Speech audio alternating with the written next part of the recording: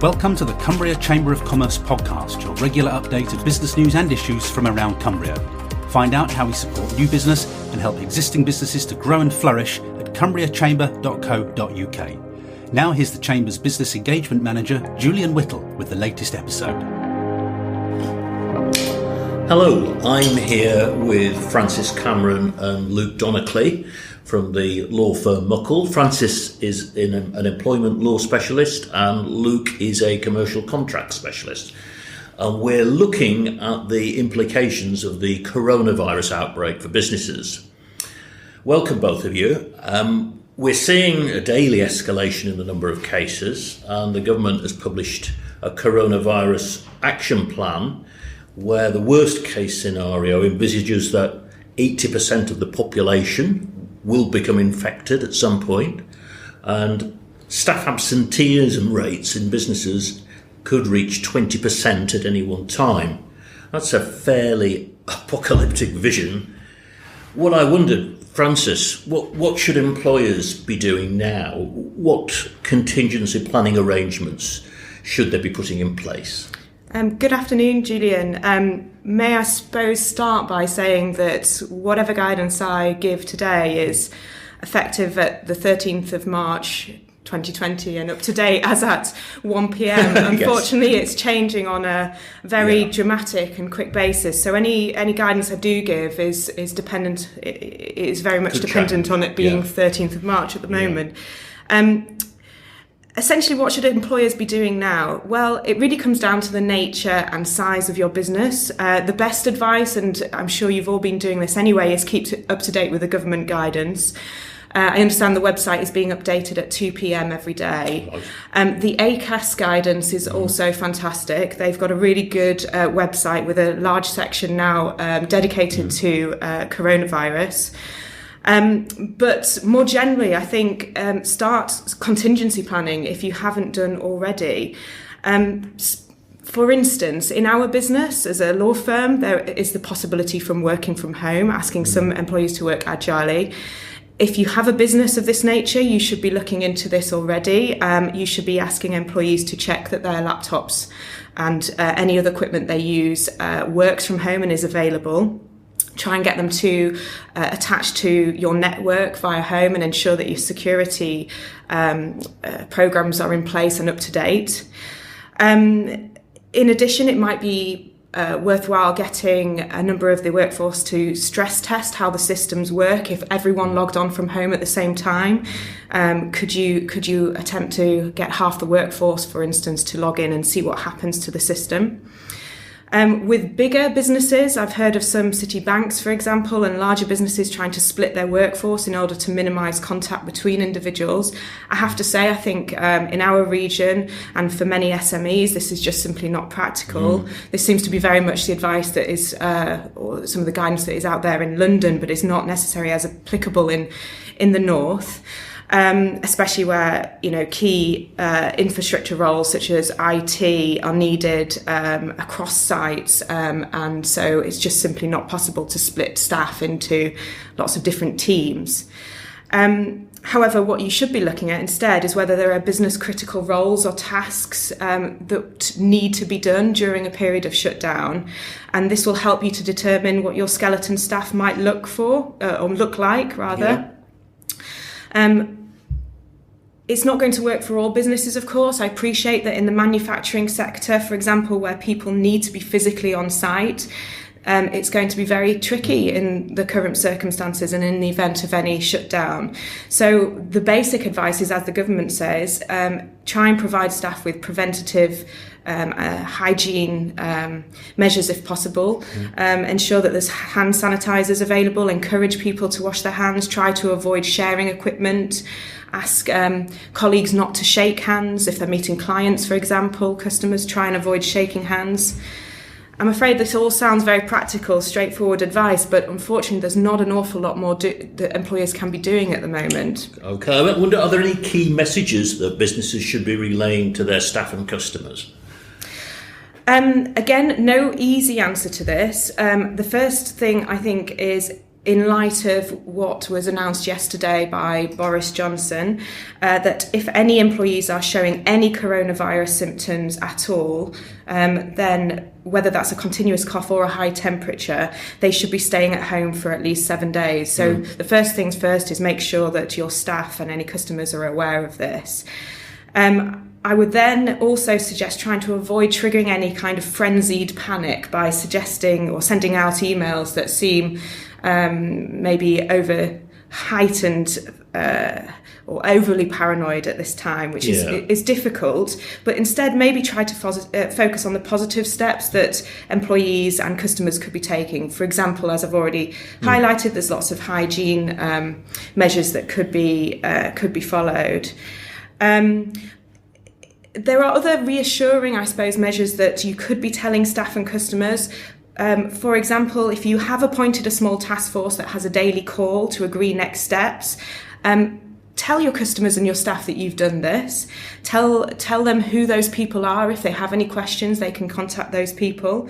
And also highlight to staff where communications will be posted. For instance, if you have a section on your intranet that deals with coronavirus, then that would be the appropriate place to send communications out. Alternatively, if you have emergency personal contact details for staff, it would be worth ensuring that people have updated those contact details and remind them that this will be the way they are contacted once or if there is a business shutdown.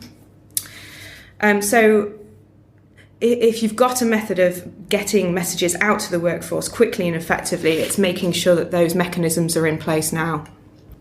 Now, you mentioned that the hand washing. Are there any other practical precautions to take in the workplace, in business premises?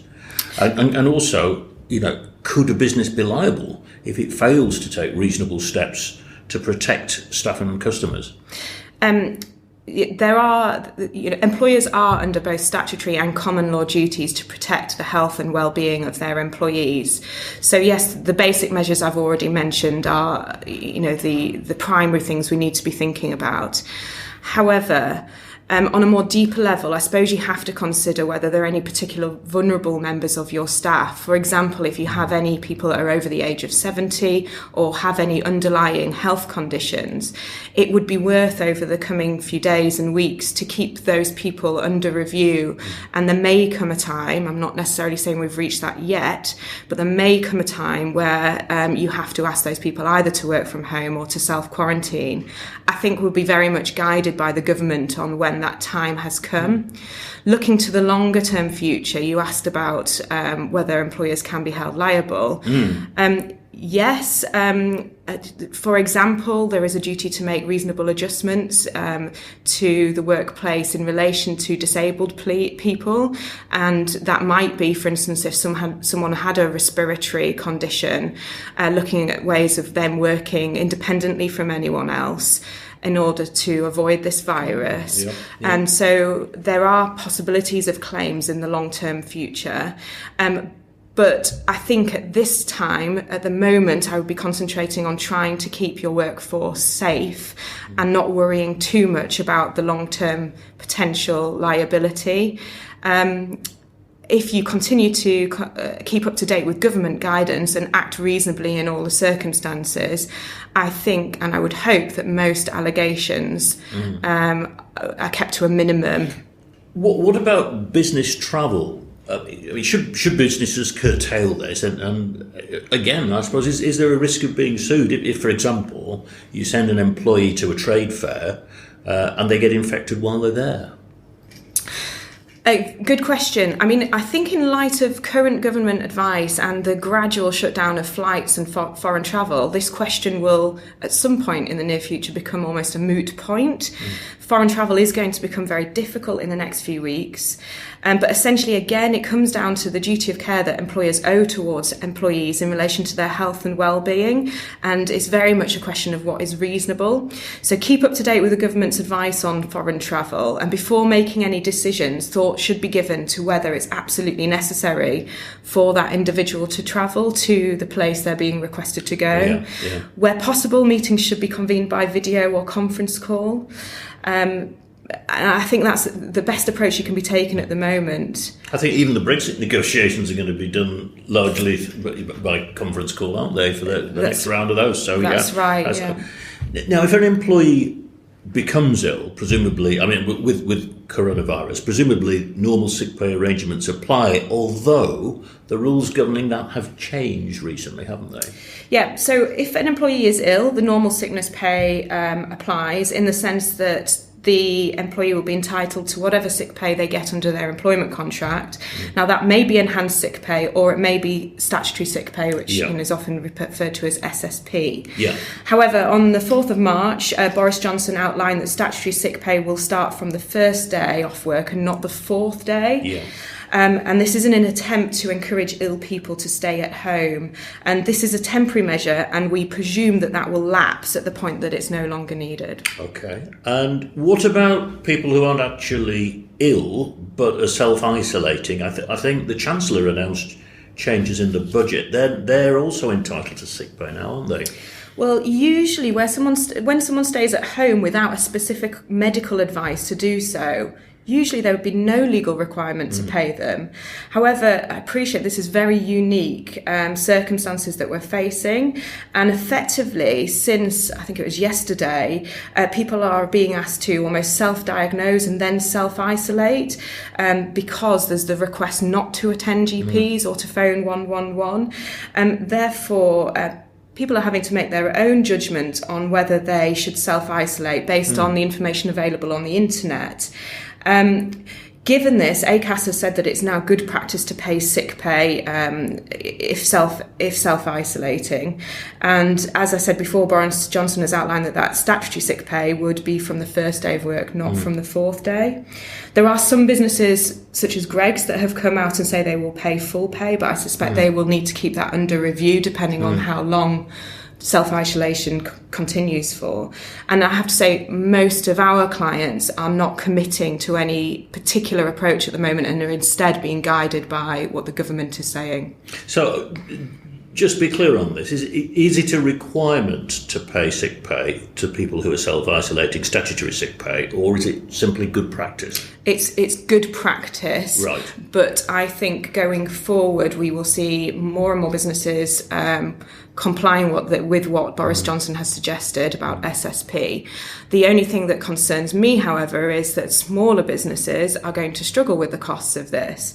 Now, you may have seen that the Chancellor announced earlier this week that businesses with fewer than 250 employees will be able to claim back from the government 2 weeks of SSP paid to staff affected by coronaviruses. However, I think there may be a time that comes where businesses can no longer support paying staff even with this additional government support, if, for example, the self-isolation continues beyond 14 days. In such circumstances, I think there may be a point we reach where there is no option but for employers to approach their employees and ask them to agree to a period of unpaid leave. I have to say this would be an absolute last resort, but if it helped a business from going under and there was no other option, then I think that unfortunately might be the backstop. Okay. Now, again, this is just for clarification after what you said earlier, but normally, an employer would require an absent employee to get a sick note from their GP. That no longer is because of the government doesn't want GPs to be or the NHS to be overwhelmed with, So it's basically up to the individual to self-declare. Is that correct? I understood that right. Yeah, so individuals who self-isolate with symptoms of COVID-19 should not attend their GP. They're also advised not to call NHS 111 unless their symptoms deteriorate. Also, people are not being tested for coronavirus anymore unless they've been hospitalised. Therefore, increasingly, I'm afraid, employers will have to trust their employees self-reporting on their sickness. And I think you can go through with them over the telephone to questions like, have they checked their symptoms marry up with the current guidance online? Have they got a persistent cough? Have they got a temperature? But beyond that, there's not an awful lot more that employers can be doing. I appreciate that that's frustrating, but this is a very, very unusual scenario, and I think flexibility is going to be required. Now, what's the situation if an employer tells an employee, don't come to work perhaps because they've just returned from an infected area. Is there a requirement for the employer to pay that employee? Yes, I think so. ACAS guidance suggests that where the employer has told the employee not to come into work when they are not sick, they should be paid in full. This is because it's akin to a suspension. You'll appreciate that ordinarily this type of scenario would only happen when you're asking an employee not to come into work, usually because you're worried about their conduct or something. Yeah. But that's the closest equivalent I can think of. However, I'm not sure whether the government might issue further guidance on this in the coming days and weeks, because I appreciate that this is not a very happy answer for me to be giving you. Okay. So I think keep up to date with the government guidance on that point. And what's the situation if an employee needs to take time off, perhaps to look after a sick dependent or maybe to look after their children because the school's been closed? Yeah, again, a very difficult situation. Employees are entitled to take time off work to care for their dependents. This is under legislation, and this would cover where they have to take time off because their school is closed or because they suspect a dependent themselves are ill. However, there's no statutory right to be paid in those circumstances. Right. Yeah. And emergency dependence leave is usually only for a very short period of time of 1 to 2 days whilst the employee arranges alternative childcare. I think, again, this might be something that the government has to revisit over the coming few days and weeks, because actually for a lot of people, emergency childcare would be grandparents. But as I've already mentioned, those people that are over the age of 70 are more at risk. Yeah. And so I wouldn't be surprised if at some point there is further guidance given in exactly this scenario. Now, what if an employee doesn't want to come to work, perhaps because they're afraid of maybe catching the virus on public transport on the way or something like that? They say they don't want to come in. How should a responsible employer respond to that? The response will need to be tailored depending on the personal circumstances of that individual employee that has requested that they don't come into work or stated that they're not coming into work, and also the industry in which they work. You need to give due consideration to each individual request and be able to show that your rationale behind any decision made is appropriate and reasonable in the circumstances. I think in the current climate, employees that make this statement will be looked upon somewhat more favourably than ordinarily when someone refuses to come into work. Yes. Clearly, that would normally be misconduct, but in the circumstances, and particularly given what I've already mentioned about the requirement to make reasonable adjustments for someone who's disabled, I think you need to try and understand the employee's concerns. They may be disabled themselves, or they may be looking after someone who is disabled, and they may have good reason to want to stay at home in those circumstances. So I think also you could be considering whether there are any practical solutions. For example, are they in a role that could work from home, or could they attend via telephone meetings, for example?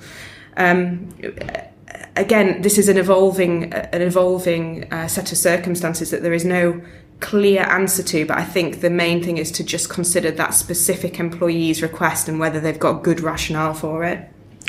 What if an employee becomes ill at work and you as employer suspect they may have coronavirus? What should you do? Well, first of all, employers should be mindful of the expectation of privacy for employees around their medical information. So I wouldn't get wrapped up in the panic and forget about this and start telling everyone in the workforce that Johnny has got coronavirus. Instead, the government's advice stands about asking that person to go home and then to stay at home for 7 days. The current advice doesn't seem to be as drastic as closing and disinfecting the business premises. Right. Well, I was going to ask you that next. So that's not the case then. Yeah, it doesn't appear to be, although I am aware of businesses that have done this in response. But I think carefully monitoring the situation is the best course of action, keeping a close eye out, for example, for other colleagues showing any symptoms. And, if the virus does start to become widespread, then it would be at that point necessary to shut down and ask people to work from home if at all possible. It is very much an evolving picture, so I think over the coming weeks, as the virus spreads further and further, then it may come a point that businesses do have to shut down in the event that they feel they simply cannot keep everything as clean and as sterile as they would like to. And if your business does close under those circumstances, do you still have to pay your staff? Again, as I've mentioned earlier, if you've got employees that are able to work from home, then they should be encouraged to do so, and they'd be entitled to their full pay as normal. In ordinary circumstances where a business closes as a result of unforeseen circumstances, for example, a flood or a fire, then employees would be entitled to receive their normal pay unless they had consented to being laid off or have agreed to a period of unpaid leave. However, in the event that in these circumstances, I think it's very different. The legal position is as yet unclear and is unprecedented.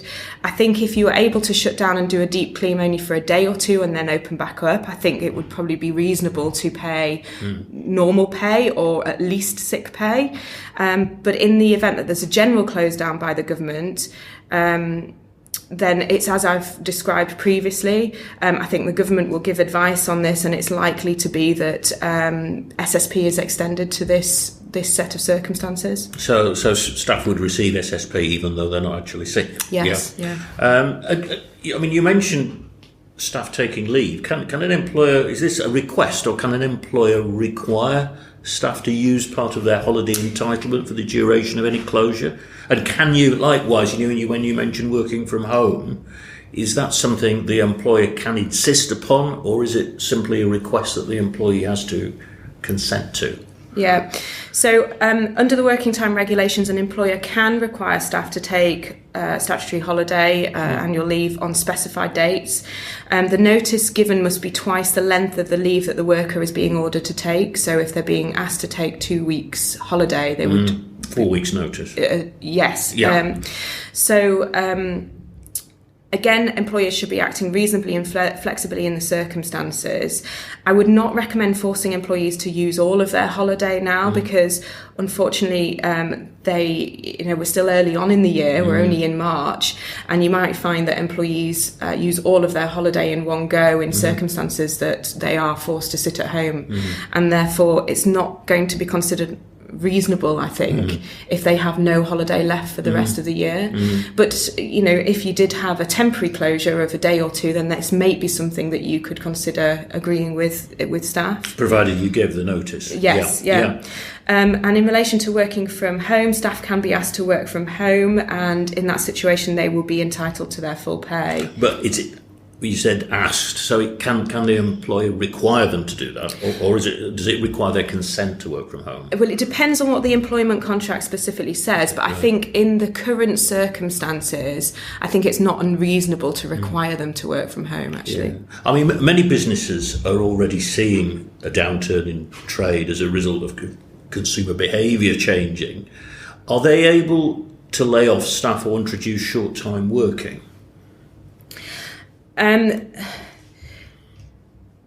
This is a difficult question. It's likely to depend on the circumstances that you are facing. It shouldn't be done on a whim, as it could be perceived to be a breach of employment contract. And in normal circumstances, there is no contractual right to lay off staff or to introduce short-time working unless it's specifically or expressly set out in their employment contract. I do appreciate, though, in the current circumstances, that some businesses, as I mentioned earlier, may start to come up against financial difficulty and therefore be forced to consider these options. I think if you are facing those circumstances, you need to have a method of communicating with the staff, perhaps by the emergency contact details we've already talked about. And ideally, you should be seeking agreement with them that there will be a period of unpaid leave given the highly unusual circumstances. And in that case, the measures should be implemented for no longer than is reasonably necessary. Ultimately, if redundancies are the only viable option, then there might be something you have to consider. However, I would always recommend that you seek employment advice before announcing such draconian measures. And usually there is a requirement to go through a period of consultation before you reach that point. Thanks, Francis. Luke, if I could move to you, what about contracts? Would coronavirus allow a business to trigger a force majeure clause, for example, to maybe to terminate a lease early? Yeah, okay. So force majeure clauses are clauses which allow a party to suspend certain of their obligations under a contract. So it could be any commercial contract.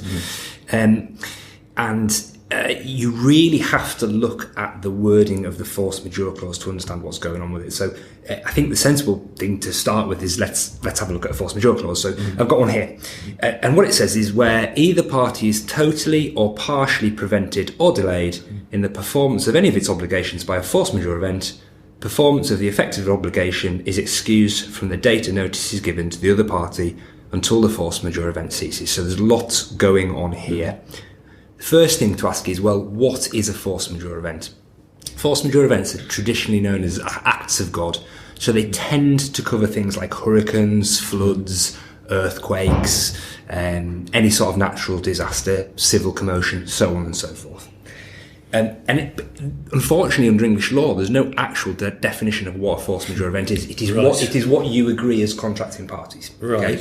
So you have to look at your contract and say, well, what actually does the contract say a force majeure event is? Now, many contracts will contain the word epidemic or pandemic, so it might well be that the epidemic or the pandemic is covered.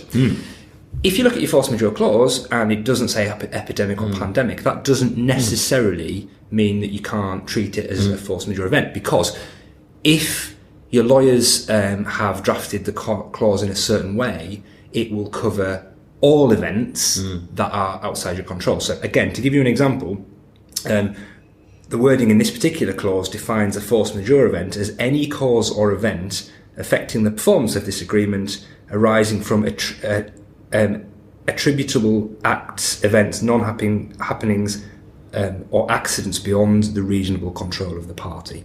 So that clause is saying, look, literally anything in your anything that happens, anything that stops you from performing that's outside your control can be a force majeure event, but it may also include acts of God, nature, natural disasters, and so on and so forth. Yeah. So it might well be that even if your clauses don't mention epidemic or pandemic, then you're absolutely fine. If you clear that hurdle, if the force majeure event applies to an epidemic or a pandemic, that's only part of the story. Right. Because you then have to prove causation. It's no good just saying, well, we've got an epidemic or a pandemic, we can stop performing under the contract. No, that's wrong. Right. The epidemic has to actually stop you from performing something. So if you can continue to perform under the contract, your force majeure clause won't apply. The other thing to point out is that, again, it depends on the way the clause is drafted, but it often won't apply to a whole contract. It'll only apply to those parts of the contract that you can't actually perform. So if the force majeure event comes along, something happens, part of your business is affected, but the rest of your business isn't, then under the terms of that contract, you have to keep performing those parts of the contract that you can still do anyway. So it's not a panacea. The other thing to remember about force majeure is that we're talking about a virus here, and the tendency is to think, well, actually, this is about people getting ill, this is about people getting sick, this is about people in my business not being able to come in and work, or people in my supply chain letting me down. Remember, it can also, if it's about events outside the control of the parties, that can be a government action. Okay, so you could be talking about a force majeure event where a government says, right, Cumbria is in lockdown, no one in or out of Cumbria. But if that prevents you from performing your contract, then that too could be a force majeure event. It's not just the effect of the virus, it's itself. The other thing to think about with force majeure clauses is, again, in the way that they're drafted, there are lots of hidden nasties in there. So, for example, it might say, well, the force majeure event only starts and only allows you to stop performing under the contract where you tell the other party that that's the case. So there'll be a notices clause.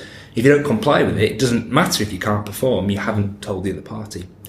The other thing you often see is a duty to mitigate, so it will say something like, if you can't perform, that's fine, but you have to take reasonable steps to perform in a different way. So one party might be granting a right to another party, and it might not be able to perform under the force majeure clause. And if there's that mitigation wording in there, then you might say, well, you have to find a different right you can give to the other party.